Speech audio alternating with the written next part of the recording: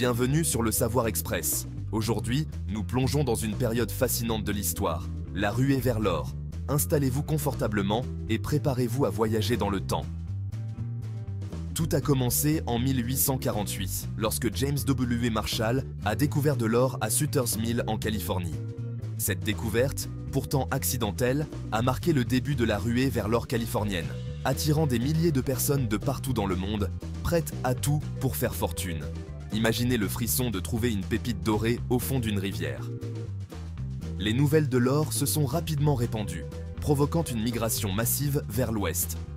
Des hommes, des femmes et même des familles entières ont abandonné leur foyer dans l'espoir de faire fortune. Ce phénomène a transformé la Californie en un melting pot de cultures et de nationalités. Les Américains n'étaient pas les seuls à être séduits par ce rêve doré. Des personnes d'Amérique latine, d'Europe, d'Australie et même de Chine ont afflué vers cette nouvelle terre promise. Pour arriver en Californie, les chercheurs d'or devaient traverser des distances incroyables. Certains ont pris des bateaux, traversant l'isthme de Panama ou contournant le cap Horn. Ces voyages étaient souvent longs et périlleux, avec des conditions de vie précaires à bord des navires. D'autres ont opté pour la longue et périlleuse route terrestre à travers les montagnes et les déserts. Imaginez des milliers de charrettes tirées par des chevaux, des familles entières marchant à pied, affrontant les intempéries, les maladies et les attaques. C'était une véritable aventure épique. Sur place, les conditions de vie étaient extrêmement difficiles. Les chercheurs d'or vivaient dans des camps de fortune, travaillant de longues heures à chercher des pépites dans les rivières et les cours d'eau. Beaucoup ont trouvé des conditions beaucoup plus dures que prévues, et peu ont fait fortune. La majorité des chercheurs vivaient dans des tentes ou des cabanes rudimentaires, se nourrissant de ce qu'ils pouvaient trouver. Les récits de fortune faites du jour au lendemain étaient rares. La plupart des chercheurs d'or gagnaient juste assez pour survivre. Mais l'impact de la ruée vers l'or ne s'est pas limité à l'économie personnelle. Elle a transformé l'économie et l'infrastructure de la Californie. Les routes, les ponts et les villes se sont développés à une vitesse incroyable. Cette expansion rapide a conduit à l'admission rapide de la Californie comme 31e État des États-Unis en 1850. San Francisco, par exemple, est passé de quelques centaines d'habitants à une ville dynamique de plus de 25 000 personnes en seulement quelques années. Les villes comme San Francisco ont connu une croissance explosive. En seulement quelques années, la petite bourgade de San Francisco est devenue une ville florissante, centre de commerce et de finances. Des institutions bancaires et des entreprises ont vu le jour, jouant un rôle clé dans l'économie de l'époque.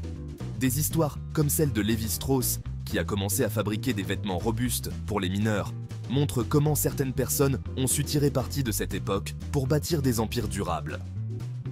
La ruée vers l'or a également eu des effets sociaux profonds. Elle a renforcé le mythe du rêve américain où chacun pouvait réussir grâce à la persévérance et au travail acharné. Cependant, elle a aussi entraîné des conflits avec les populations autochtones, dont les terres et les ressources ont été spoliées. Les discriminations, en particulier contre les immigrants chinois, étaient monnaie courante. Les lois discriminatoires, comme la Foreign Miners Tax, visaient spécifiquement à exclure les mineurs étrangers de la prospection. Au fil des ans, la ruée vers l'or a pris fin, mais son héritage perdure. Elle a laissé une marque indélébile sur la culture et l'histoire américaine, symbolisant l'esprit pionnier et l'aventure. Les récits de personnages légendaires comme Joaquin Murrieta, souvent décrits comme un Robin des Bois californien, ou les histoires de saloons animés et de duels au pistolet continuent de captiver notre imagination. Un autre personnage coloré était Samuel Brannan, un entrepreneur rusé qui a profité de la ruée vers l'or pour vendre des fournitures aux mineurs à des prix exorbitants, devenant ainsi l'un des premiers millionnaires californiens. Aujourd'hui, les lieux de la ruée vers l'or sont des destinations touristiques prisées, où l'on peut encore sentir l'aura de cette époque unique. Que ce soit en visitant les musées, les mines restaurées, ou en marchant sur les traces des chercheurs d'or, l'histoire de la ruée vers l'or continue de fasciner. Les reconstitutions historiques et les festivals dédiés à cette époque attirent des passionnés du monde entier.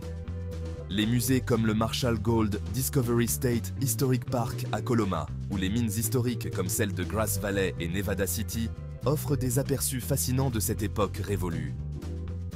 Merci d'avoir regardé cette vidéo. Si elle vous a plu, n'oubliez pas de liker, commenter et vous abonner pour plus de récits captivants. À bientôt pour une nouvelle aventure.